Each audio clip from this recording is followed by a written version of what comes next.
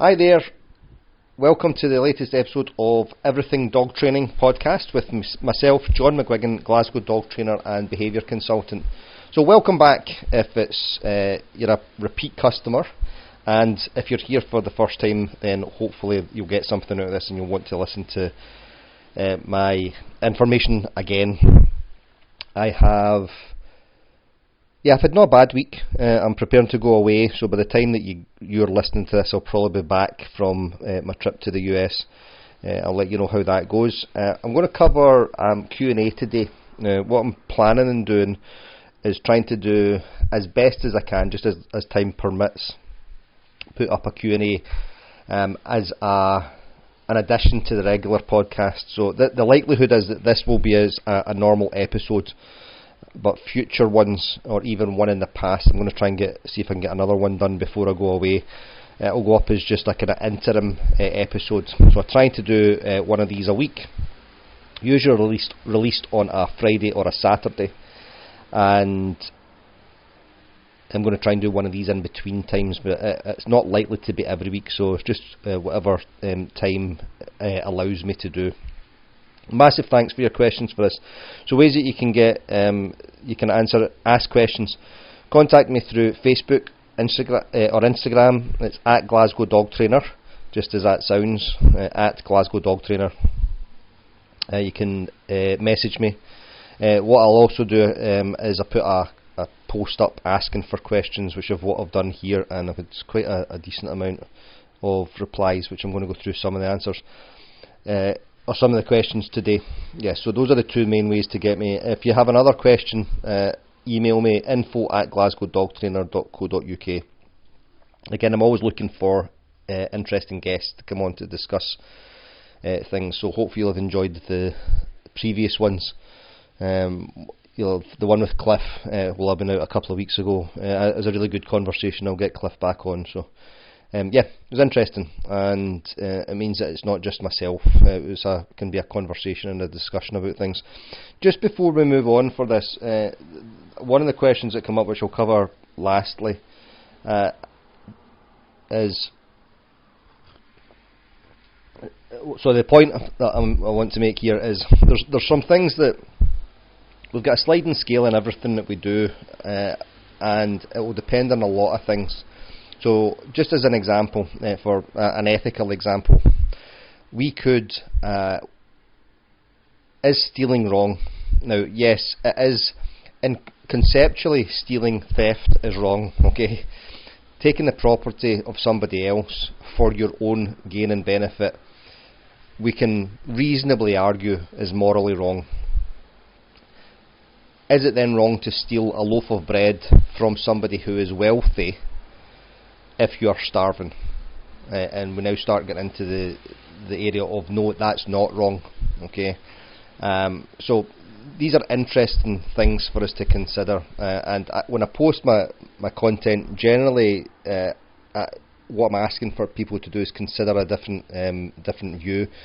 I think I'd mentioned on one of the posts, or one of my episodes recently, about cultural changes, these big cultural shifts away from one thing and towards another, and I used the abolition of slavery and women getting the vote. So they were two big ones. One of the things that I'm just going to close the door here, it's raining and I was trying to get a wee bit let some fresh air in, but I think it might be picking it up a little bit, the sound of the rain outside.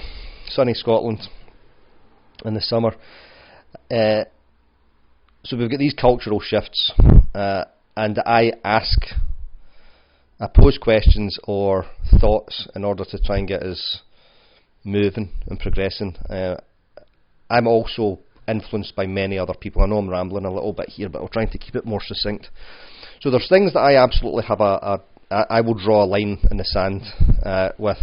So I'll never use a prong collar on your dog. I'll never use an e-collar on anybody's dog. I won't use a slip lead in training, okay?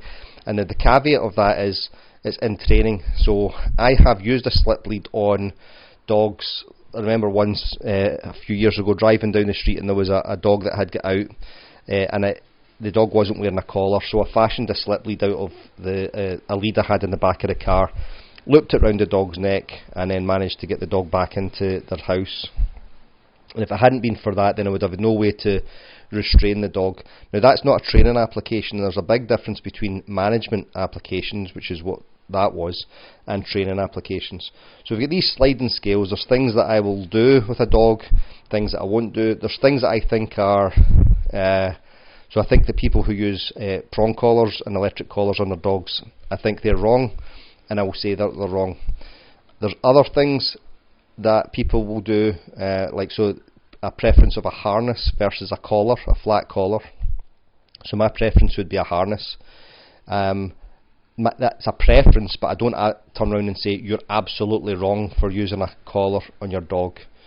So there's some nuance there, and as with everything, lots of stuff is nuanced. Okay, so that will hopefully be clearer towards the last question that I'm going to answer in today's episode. So we'll get into the questions. Alright, lots of them coming about relaxation. So relaxation, nervousness and anxiety. So but a lot of questions on this. So Sinead had asked, how do we teach our dogs to relax in an unfamiliar place? They can relax and chill out in the house, and unfamiliar surroundings stress them. Okay. So with that, there's generally I will work through a relaxation protocol. I'll get more information on this to come, and I'm building a short course on it, and the focus game. So those are the two things that I will go backwards and forwards between.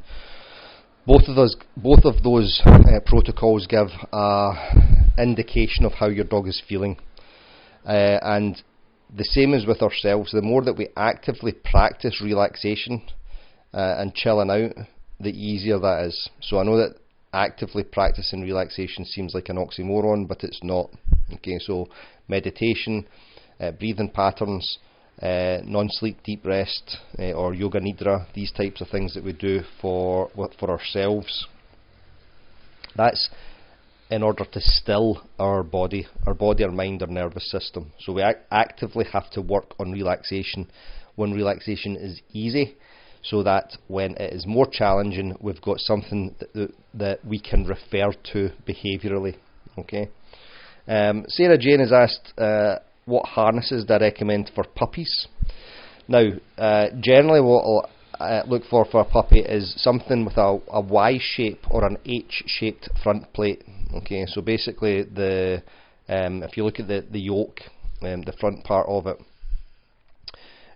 the Y will go down between the dog's front legs, round the back, and then the two top fronds of the Y, if you like, the two top barbs of the Y will go over the shoulders and attach just at the shoulder blades. Perfect fit. These are not. I'm not sponsored by anybody. So these are just. Excuse me, just a second. It's still the remnants of this cold, guys. So apologies. And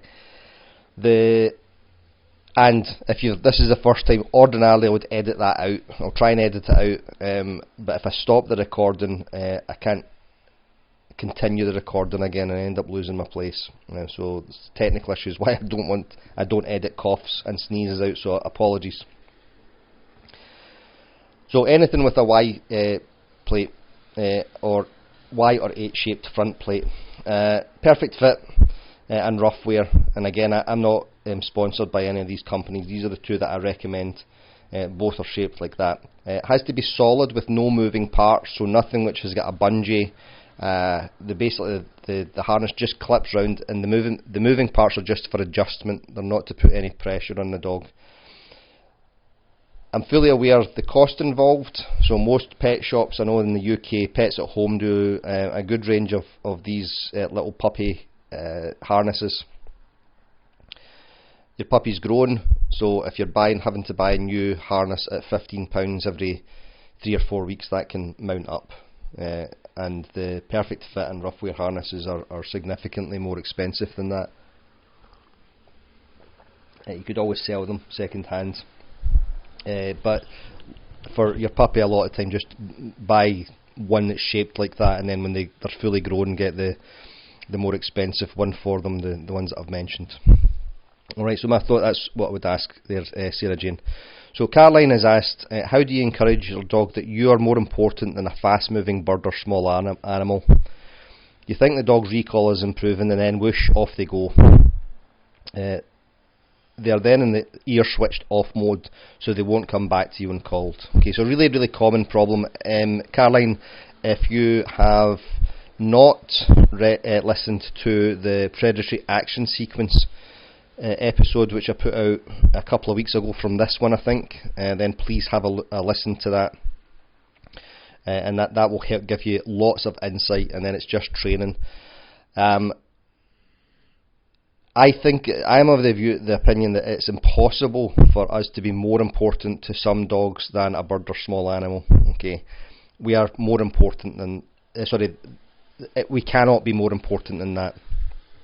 However, we can teach the dog to have enough reliability around these things that although they want to go and interact with those animals by chasing them, that they don't.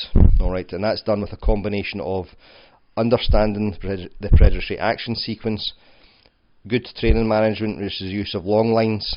Every single time your dog is able to run off after a bird or a rabbit, you're paying it massively into that behaviour. So generally the way that I will look at it is I try and make sure unwanted behaviours that you're describing there don't happen, and wanted behaviours can happen. Now that is done in the scenario you're describing with using a long line. Lots of people don't like to use long lines because they want to see their dog, and I'm being slightly facetious here, I want to see my dog free and running off and it's lovely. Yep, that is lovely. But the same way as we don't give a 10-year-old child all the freedom in the world, nor a 14-year-old, nor a 16-year-old, and a lot of time, if they're living in your household, not an 18-year-old either. We don't give them that amount of freedom. But we certainly don't give children and teenagers that amount of freedom, and it's because they don't have the responsibility to handle it. The difference with a parental model is that we generally use our voice, and that's a lot of the time through the emotion of shame, which our dogs don't have, and that's why we want to let our dogs off lead, but we don't have the necessary voice control over them. Alright, so that's just some thoughts on that there, Caroline. Alright. Okay, Kay's asked, how do I teach my dogs to engage with the cats in a safe and enjoyable way for both of them? My dog absolutely loves cats more than any other species, but she barks in their face and puts her mouth gently around their head or jumps around them while play bowing. She will rarely relax around the cats. Okay, so again, what we've got there is teaching the dog to relax. So we're working a relaxation protocol. We then work in the relaxation call, hopefully with a cat in the room. And if you've not looked, there's a video I've put up it's on my YouTube and my Facebook, where we're teaching two adolescent dogs to play well with each other without it ramping up. So what I would do is teach the behaviour that you want, settle on the mat or focus on you, introduce the cats as a level of difficulty or distraction, give the dog the ability to go and interact in to a certain limit, which we decide what they are. So it's basically, if you're quiet and you're not touching them, you can interact with them, unless the cat wants to interact in that manner, and you start reinforcing those behaviours. Now, if the dog then ramps up and becomes excited that they trip over and wants to play with the cats in a more rowdy way, we then use, again, the use of the house line. Okay, so your dog will wear a light 6 foot lead attached to their harness or collar in the house, and it's just so that you can walk up and stand in that lead and gently move them away, settle them down, reinforce more of the behaviours that you want, and then let them go back again. So what you're teaching the dog to do there is, there's a limit to your play. If you play within those limits, you can continue the play, and if you play over those limits, I will stop that play. Very similar to how a lot of time your parents would teach you during childhood how to play with your siblings or your friends, and you'd hear that. So if it was a non-aversive approach your parents took, you'd hear them they hear you starting to become excited, tired, too hot, all those things that get in the way of nice play, and what they would then do is interrupt that by calling you in, settling you down, maybe giving you a drink of water or a biscuit, and then sending you back to play again. So that's how I would approach that. Okay. Right. So Jeanette has asked, can we talk for a second about barking? Demands barking and reacting to the environment. Okay, there's a number of things a number of reasons why a dog will bark. There's a number of reasons why a dog will do any behaviour. I was working with a little puppy the other day, and she's 12 weeks old, and a big dog came in to say hi. The interaction went fairly well. Okay, the dog was polite. But the little one, the puppy, was slightly overwhelmed by that incident. Okay, and when I say incident, there was no incident, the interaction. And after the big dog left, the pup ran up and jumped up on mum. Now, if we now think that jumping is bad, we will then either ignore the jumping at best or reprimand it at worst. Okay, and rather than recognising that the reason why the puppy was jumping up was because she was overwhelmed, and she was just like, Mum, that was hard, I need some help and reassurance here, and she looked towards the human or caregiver to provide that reassurance. You see that often with toddlers. Toddler will run up, they're overwhelmed with the environment, and they run into their most trusted adult, run towards their most trusted adult and want picked up, and it's because they're just like, this is scary or overwhelming. Alright, so you saw there, the dog's not actually jumping for attention, the dog is jumping for reassurance, and we get that a lot with barking. So is your dog barking because they want you to return? So if you leave the home and the dog starts barking, it's because the dog's not coping well with you being away. Is your dog barking because you've taught them that if they bark, you interact with them or you give them their ball? Are they barking because there's a dog in the environment which is causing them some sort of feelings, which they then alleviate in some way by barking? This notion of demands barking, I think, is quite dangerous. Because for our attitude towards our dogs, because they're like, he's demanding attention. No, our dog's asking for something. Okay, our dog is asking for something there. Alright, now generally what I'll do with those and then the dog asks for something and we give them attention, and the dog starts recognising if I'm overwhelmed or I want the ball, I will bark, and that's what's then seen as demands barking. Okay, and it's the inability to do something else to achieve the same behaviour. So let's look, for example, okay, have a look at wherever you are just now. Alright, wherever you are, so whether you're in your car, you're listening to this while you're washing your dishes, you're in the bus, wherever you are. Okay, if I was to ask you to come up in this moment in the environment that you're in, come up with 3 ways that you can relieve boredom. Okay, 3 different ways. So what I could do here is I could continue talking to you guys, okay, and continue this recording. I could stick the television on and watch something on television, and I've got a variety of things.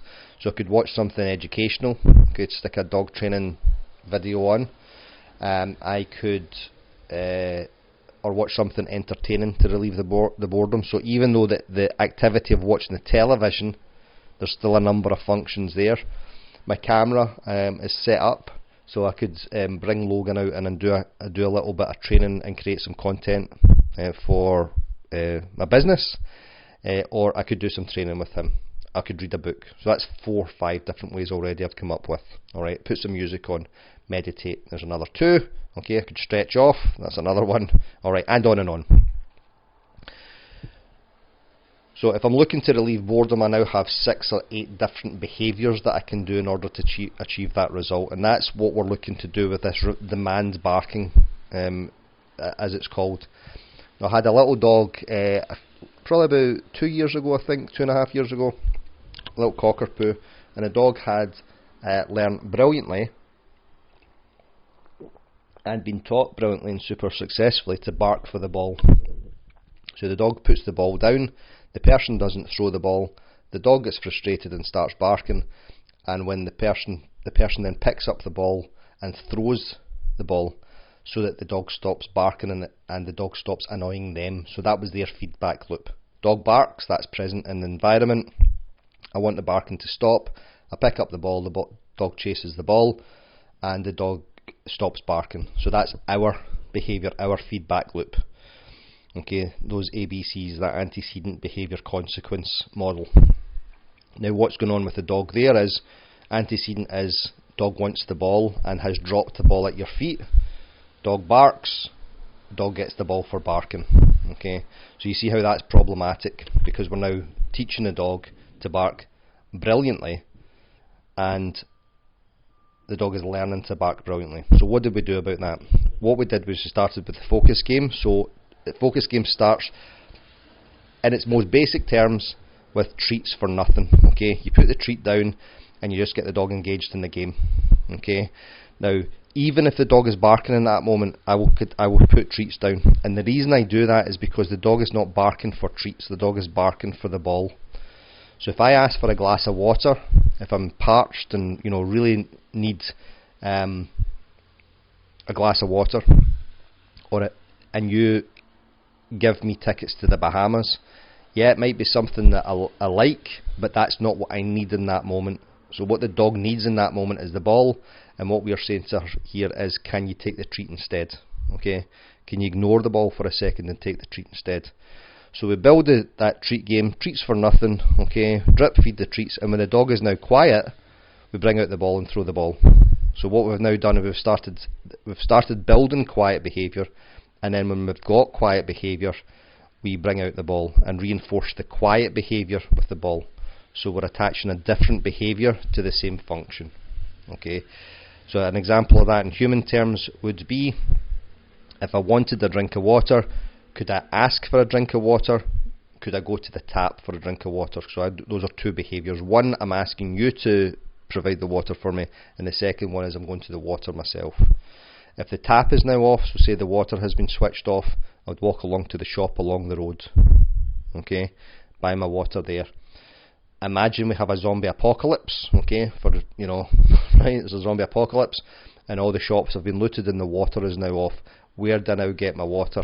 I now have to start collecting rainwater, filtration, purification, going to the river, and all of that stuff, okay, that we used to do all that, hundreds of years ago and beyond that. Alright? So, that's a good example. Alright? So hopefully that helps, Jeanette. Okay, now Heidi has asked, right, first question, I'll see if I can get to the second question, Heidi, but we'll ask the first question first. How can I rebuild my relationship with my dog that I have damaged with aversive, intimidating training techniques? Looking to heal wounds of my bad behaviour. Okay, so firstly, Heidi, awesome, truly awesome. Now, I always try and be discreet with people as well, discreet and respectful with people. But Heidi has put this comment publicly. You could go onto my Facebook and find this, and I'm not mentioning her surname anyway. Okay, but well done, Heidi, for recognising that you're wanting to change a new way. All right. So a few things here. Right. The first thing is you just start doing it. Okay. I would start a couple of things that you can do. Okay, or consider. You can change your dog's name. All right. Change your dog's name, and the only time you use your dog's name is when you're going to call them and reinforce that or interacting with them in a positive and kind and compassionate way. So the dog now associates that new name with this new life that you've got. Alright. We've seen this in literature, and people move away and they change their name, and they change their name for a variety of reasons. They might not want people to find them, but a lot of the time it's casting off that old self. Okay, so you could now change your relationship. Alright, so if somebody says my dog's name, alright, and he says your dog's called Logan, and all of that history with him is linked to that as it pops into my head. Okay, so think of changing your dog's name. If you don't want to, it's totally cool. Next thing to do is learn how to do a simple behaviour, super simple, okay, and start training it positively. So even if, when Logan, he had been taught aversely before I got him, just lots of horrible interactions with humans before I got him, and he already knew how to sit, but I had no idea how he had been taught to sit, none. So I don't know if he'd been taught to sit and then, you know, lifted up by the neck and pushed down by the butt. So the first thing I taught him to do was to spin in a circle. And to this day, this is his most enthusiastic behaviour when I ask for it. And it's because he has never, ever been reprimanded for not doing it when I ask. Okay, or I've never forced him for doing it. I did it entirely off lead. Started in my living room, did the whole thing off lead, and occasionally I ask for it. So I taught a brand new behaviour, and I only use positive reinforcement. Alright, now what's really, we're going to get a little bit geeky about things here, guys. Primary reinforcement is something that the dog is willing to work for because it's got value in and of itself. Examples for us: food, shelter, warmth, companionship, water. Did I mention that? Okay, so those are our basics. Having the feeling of the sun in your face on a warm spring day. Okay, smelling flowers. These are things that are in and of themselves. We find them reinforcing. We don't have to add any value onto them. Now we've got money. So money, currency, your bank balance, that bank card, actual currency of notes and coins. They are secondary reinforcers. So they only have value on them, which is determined by the value that we put on them. Okay, so the piece of it's not paper now, and it's plastic or polymer that the UK notes are made of. Okay, that in and of itself is not that valuable. What is valuable is that the £5 notes are blue, the £10 notes are brown, and the £20 notes are purple, and that 5, 10 and 20 denotes how much value that piece of polymer has. It's the same as with coins or wherever you are in the world. Alright? So the money is not valuable in and of itself. It's what is your economy allows you to do. So that's now a secondary reinforcer. Okay? Okay, so with me so far with this, hopefully. Now, if you click and then deliver the food reward, the click now acts as a secondary reinforcer.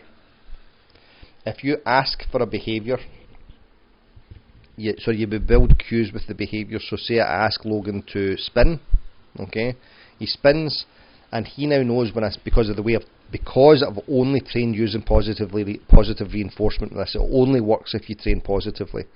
I ask for the behaviour.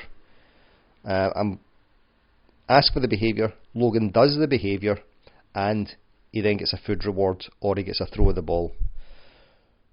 So the cue now starts acting as a secondary reinforcer because it's linked to the reinforcer that he gets at the end. Okay.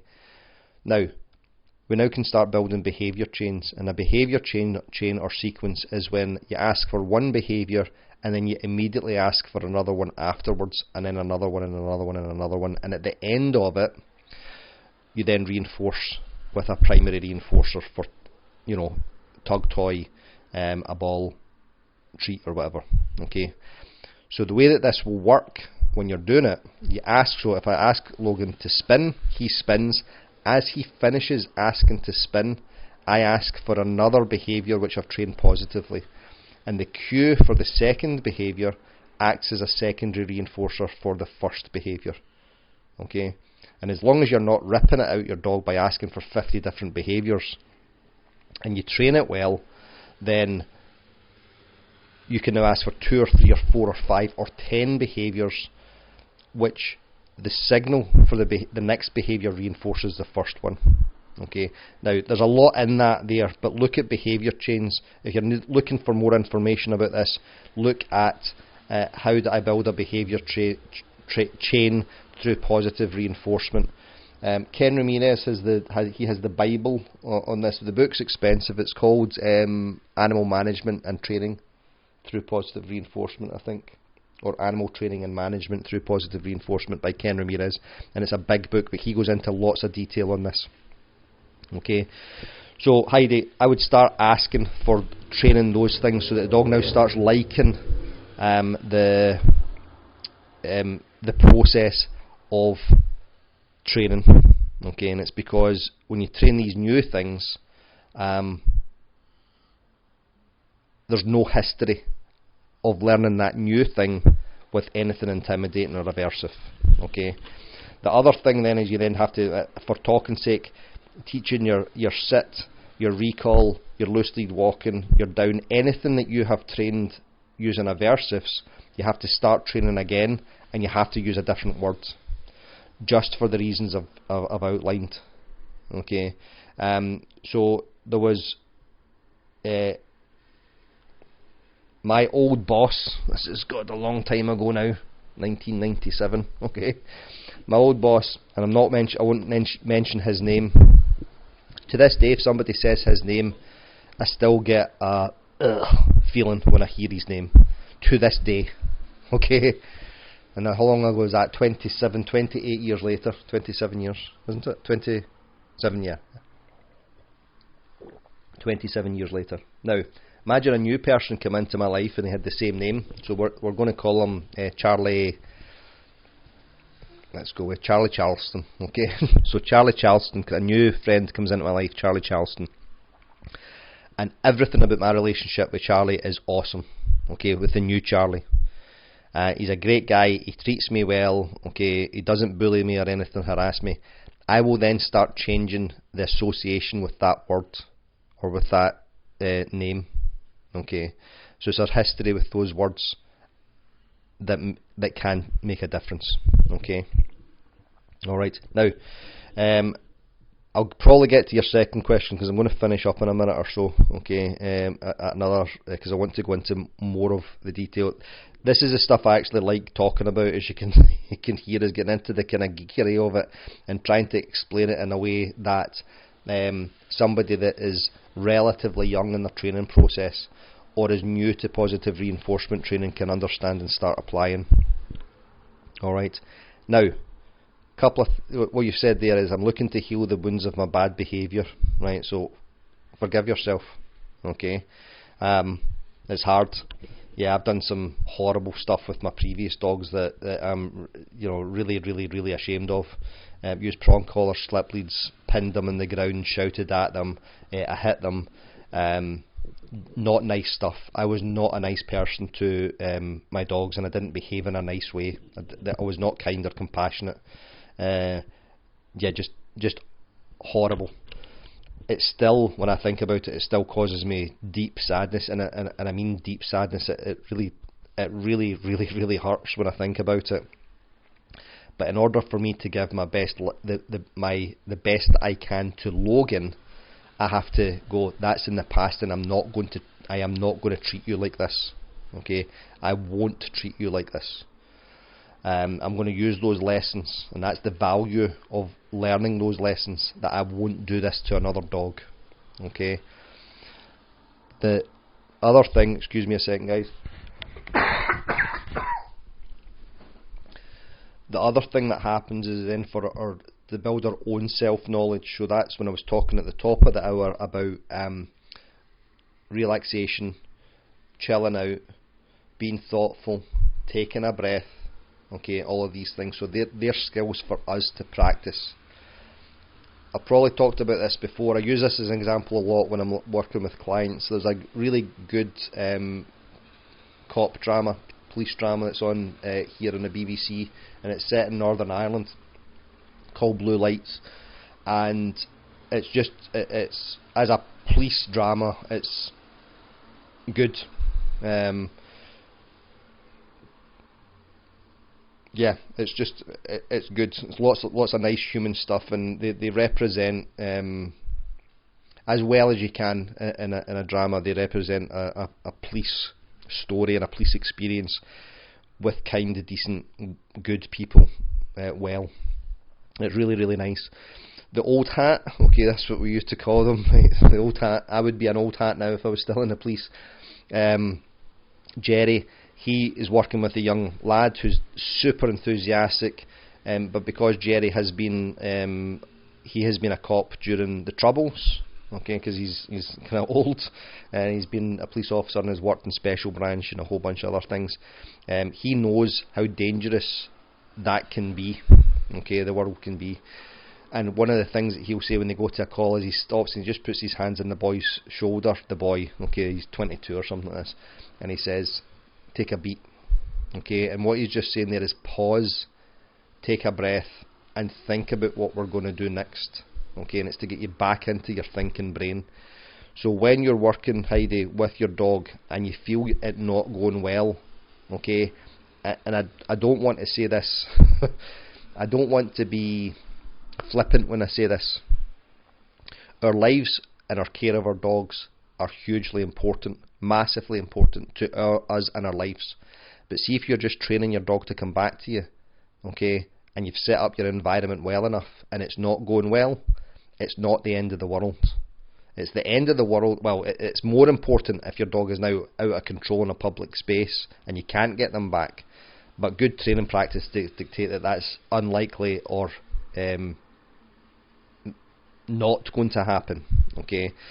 So if your training sessions aren't going well, stop. Just stop, take a breath, go and make a cup of tea, slow your head down, and then get your notebook out and start writing down what I need to learn here. What about this do I not know? How can I help my dog through this? Because that's what we're needing to do. If it's not going well, the dog's struggling to understand what you're asking them to do. I don't journal a lot, but I have in the past.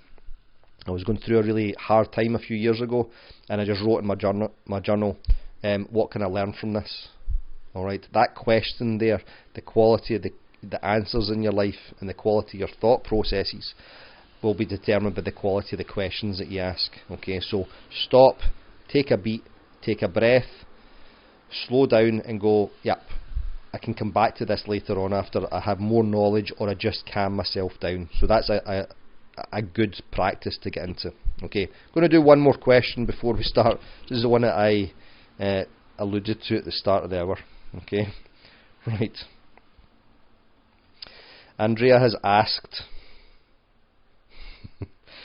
right, why do you not believe in dog sports? Scent work uses a dog's natural behaviour. It is a sport, right? So that will be in reference to content I've put out in the past, okay, about my feelings about dog sports. Now, I try to be as literal as possible, okay. I try and be as literal as possible in my posts. I do not think. Sorry, I'm going to say this. This is my absolute opinion on this. Competing, that's the important word here. Competing in dog sports is for the human, it's not for the person. Sorry, for the dog. Okay? Your dog is getting nothing out of competing in dog sports that you cannot provide more elsewhere without the stress. Okay? Your dog doesn't care about a rosette. Alright, it just doesn't care about winning, doesn't care about a rosette.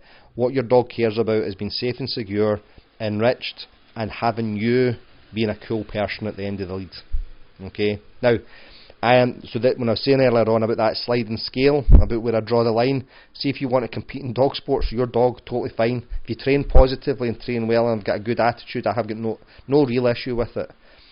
My position on it is saying there is nothing that you can do in dog sports that you can't create elsewhere with your dog in a way which very often, and I'm going to say more often and most often, is significantly less stressful for your dog.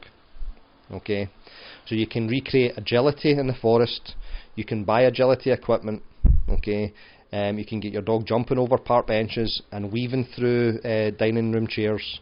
So if the argument for agility is that it's about canine fitness, we can recreate that canine fitness elsewhere. When we start putting a specific rule that this is just the way things are done, this is how you train it, it's done this way, we're now starting to say, and you have to learn this way, because this is the way that we've always done it. Okay, and I've seen it so many times over and over and over and over and over again. Okay, years ago I was running a workshop. I think I've mentioned this recently. Running a workshop, and there was another we did one in the afternoon, and there was one running in the we did one in the morning, there was one running in the afternoon, and it was for a, in quotes, positive agility. Okay, the people want their dogs to go through the tunnel. Okay, they think that that's the objective. Lots of people will think this. Okay, and it's because lots of people don't understand dog training the way that we do, or the way that people that know more do. So they think the objective is to get the dog through the tunnel, and that's not the objective. The objective is to get a happy dog that wants to do the obstacles.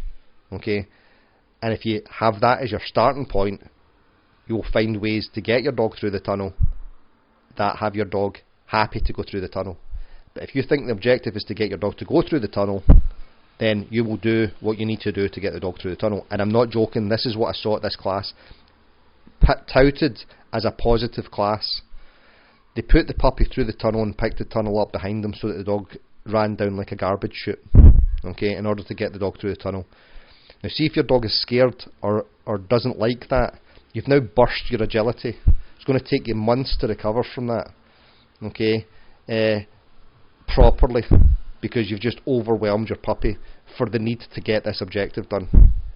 Okay, now I'm going to imagine a scenario here that you're the most switched on, relaxed and cool person in the world, and you do an agility run at a training class. You're not competing, okay, and you walk out and somebody says, because we get people like this, okay, we just do, we get people like this, and they turn around and say, my dog did better than that. Is that all you've got? All that garbage, insecure human nonsense. And even if you're the most switched on, controlled person in the world, that will cause some sort of reaction. And if your dog picks up on that, you're now making things icky for your dog. Okay? So that's all in that sports dog pot. Okay? Right. Now, Andrea, you've asked, scent work uses the dog's natural behaviour. Absolutely. Teach scent work for your dog and don't compete. Okay? Just teach scent work. Just teach scent work for your dog. Yes, it's a sport. Okay? My sport is Brazilian Jiu-Jitsu. I do not compete. And competition almost always ruins it for me. Okay? I just want to go and I just want to train. Okay? And it's, whether or not it's a natural behaviour for me, okay, well, I know where my need to do BJJ comes from. If you want to do scent work, just do scent work. Think of this for an example, okay? You go to a trial because you want the rosette, and I don't mean you, Andrea, I just mean people. People go to a trial and they want a rosette. The dog now sits in the van or in the crate all day and comes out for a 5-minute run. Okay, and what you could have done that morning was give your dog 3 or 4 5-minute runs if the dog's experienced more than that, and then take the dog into a big walk in the forest for the rest of the day. And tell me honestly that the dog prefers the first one over the second one. Okay, so that's my thoughts on dog sports. Okay, I do not mean to upset anybody at all. And that's on sports, okay, let alone conformation. I just think conformation is just the biggest, fattest waste of time for human ego and fancy. Okay, I just think it's garbage. That's just my opinion on it. And I used to show my dog, and I've been to Crufts, and I've done Discover Dogs, and I've done a whole bunch of other things. Okay, so that's my feelings on dog sports, folks. Alright, so we're going to wrap it up there. We could probably get through half a dozen questions there, and this is why I want to try and do them fairly regularly. So if you're still with me, awesome, especially after the last 5 minutes. I am aware I'm opinionated, okay? I am aware of it. I can hold my own in an argument, and I can also take other things on board. And I have thought about the stuff that I put out, either here, on Facebook, YouTube, anywhere that you interact with me. I have thought deeply about it. It doesn't come from a whim, and I adjust it. And if we were sitting, Andrea, having a conversation after a seminar okay, or at a conference, we could probably have a really good conversation about this, and find a lot of common ground. Okay, so you know how to get a hold of me, guys. Facebook, Instagram, YouTube at Glasgow Dog Trainer, or email me info@glasgowdogtrainer.co.uk. Much love to you. Catch you next time.